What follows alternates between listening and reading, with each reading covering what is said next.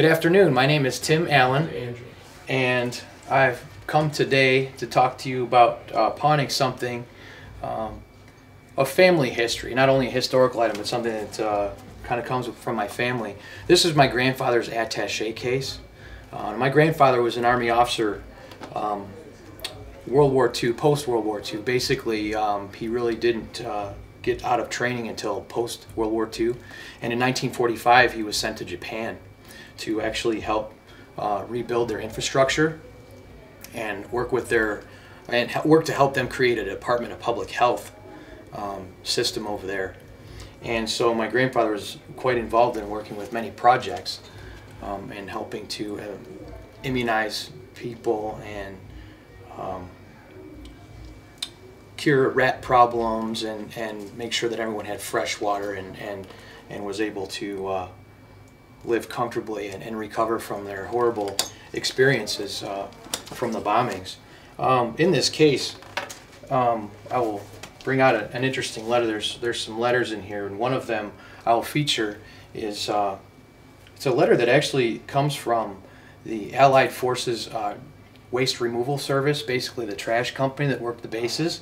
And it was from a woman that works with them, and they're asking for bottles and cans and recyclables to help go towards the poor and the needy and those that have been affected by the war. And it's kind of interesting because they talk about taking the cans and bottles and making toys for children that may have been separated from obvious conditions that they were used to.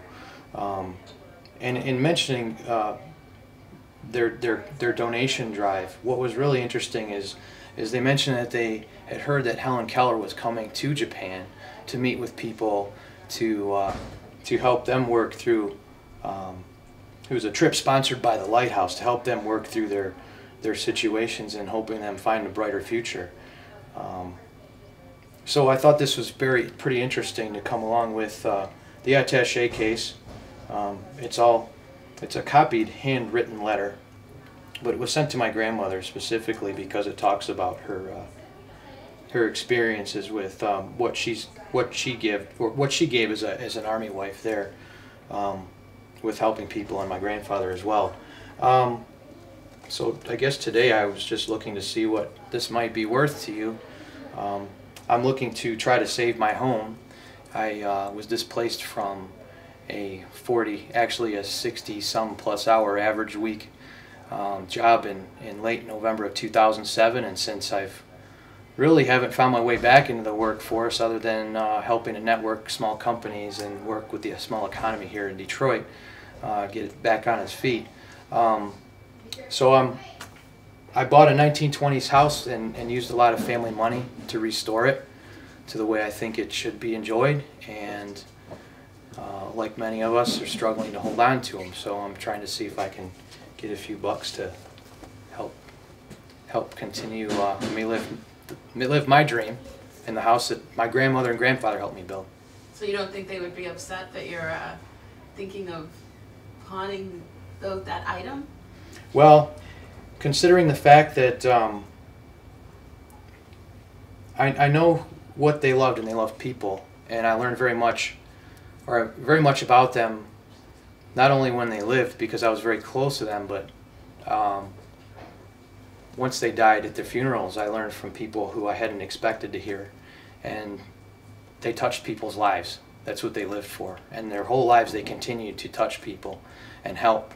And my grandmother worked in with the flu vaccines for her whole life at University of Michigan. My grandfather's working for NSF, his whole life. He retired, got the gold watch. But it wasn't about money, it was about people.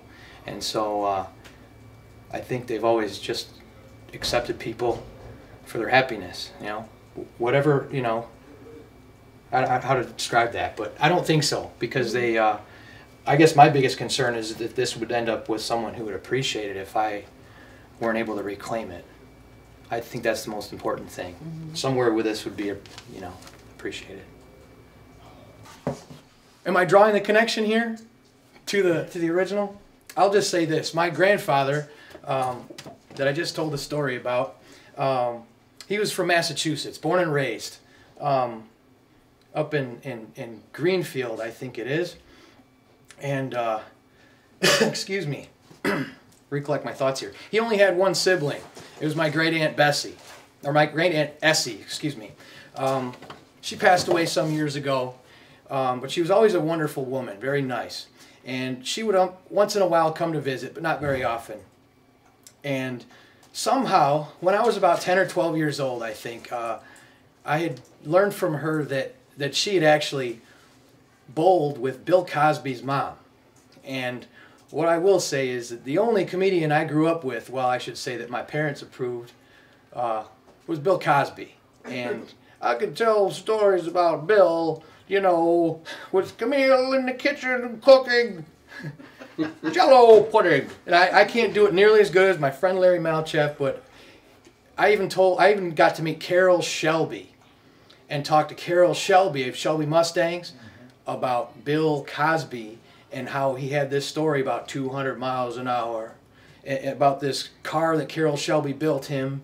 And anyway, I was a big Bill Cosby fan. Records, tapes, and Weird Harold, and all these characters he created.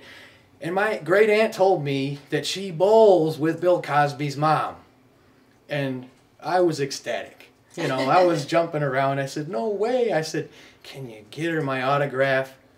And lo and behold, I got a mailed copy of a little scratch paper of Bill's mom's signature. And my great aunt just sent it to me in a card.